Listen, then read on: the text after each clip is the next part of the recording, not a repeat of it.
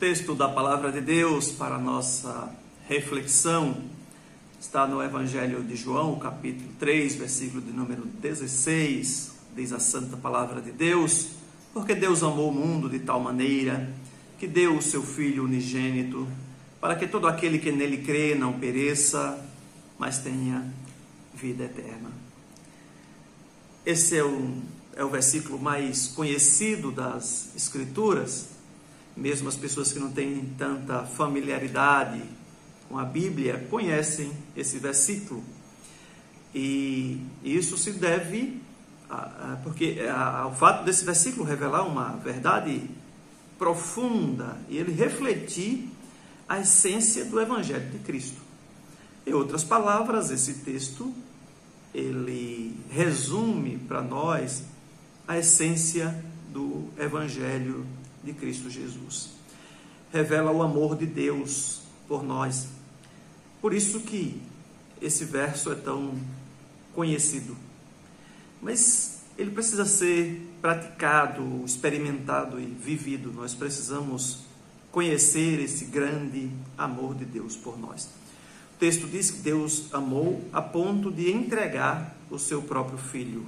É um amor altruísta, é um amor que se doa, é um amor que age em favor dos pecadores. No início desse programa, eu mencionei o versículo 8 do capítulo 5 de Romanos, que diz que Deus prova o seu próprio amor para conosco, pelo fato de ter Cristo morrido por nós, sendo nós pecadores. Aí está também uma grande prova do amor de Deus. Quando nós falamos do amor de Deus, e quando nós falamos desse gesto de Cristo se entregando na cruz em nosso lugar, algumas pessoas nos perguntam assim: mas por que tudo isso foi necessário? Não teria uma outra maneira de Cristo salvar a humanidade sem precisar sofrer tanto e passar por todo aquele sacrifício, tormento, dor na cruz?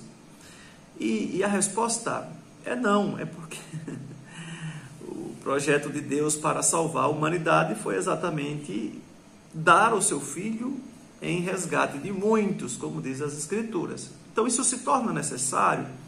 Talvez um texto que nos ajude a também entender um pouco isso é um texto que está lá em Eclesiastes, capítulo de número 7, versículo de número 29, que nos diz que Deus criou o homem reto, mas o homem se meteu em muitas encrencas. Ou Deus criou o homem reto, mas ele se meteu em muitas astúcias, diz a outra versão. O princípio é: Deus criou o homem reto, isso está muito claro em Gênesis 21, Gênesis capítulo 1, versículos 27, 28, diz que Deus nos criou a sua imagem e semelhança. Mas o homem ele cai em pecado, Gênesis 3 fala isso, né? O homem desobedece ao seu Criador. Adão e Eva se rebelam contra o próprio Deus e eles nos jogaram nessa vala do pecado. E então o nosso destino era a morte, a condenação. O apóstolo Paulo, falando disso, ele diz que o primeiro Adão pecou e precisava então de um segundo Adão para consertar as obras, o erro do primeiro.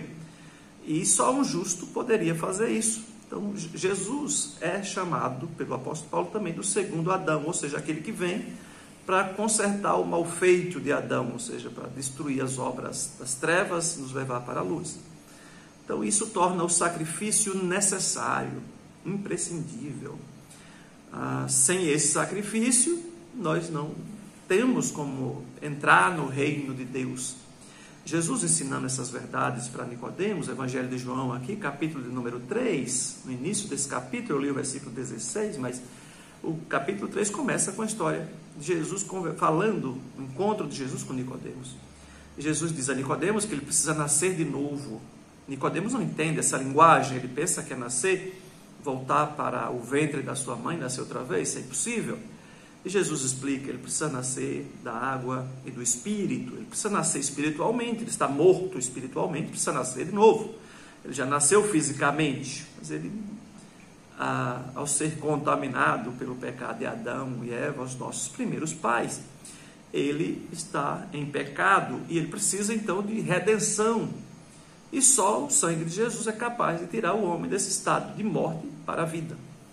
Então, o sacrifício de Cristo é necessário exatamente para consertar o erro dos nossos pais, para que nós não recebamos então a condenação, que era também muito necessária, porque se nós pecamos, desobedecemos ao nosso Criador, deveríamos ser condenados. Isso é um processo muito natural.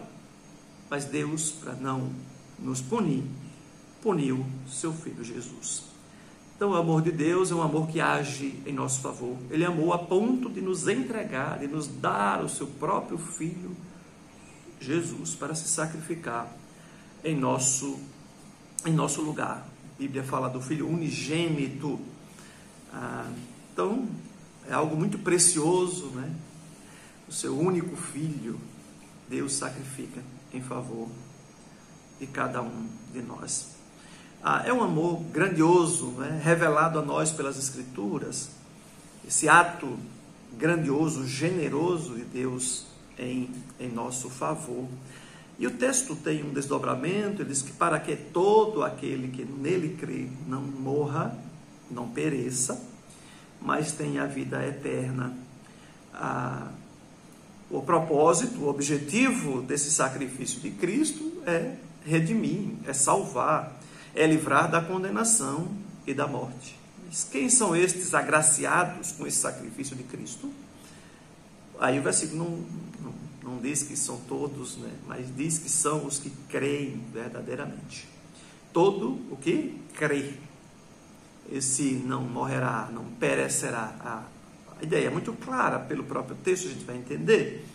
Aquele que crê não morrerá eternamente. Aquele que crê viverá eternamente. Isso que o texto está nos dizendo. O propósito é para que não morramos, mas que tenhamos vida eterna. O Evangelho aponta para isso, né? Em Cristo nós temos vida plena, nós temos uma vida significativa, vida eterna. E é possível experimentar essa vida próspera, abençoada nessa terra. E próspera aqui não em relação a questões materiais, mas a questão dessa mudança de vida, da dignidade que nós temos, do respeito para com a vida e para com o ser humano.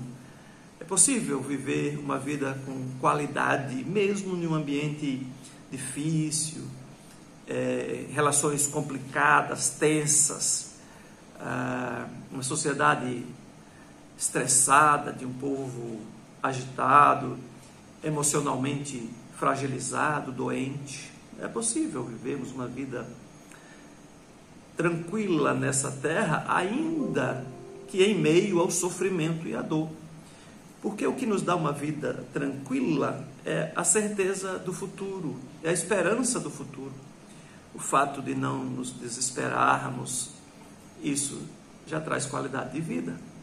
O fato de termos uma expectativa de que o mundo não acaba aqui, com essas coisas, não termina aqui, mas que há algo maior e melhor na eternidade, isso alimenta uma expectativa grandiosa no nosso coração, e isso faz com que a gente tenha forças para superar as dificuldades do dia a dia.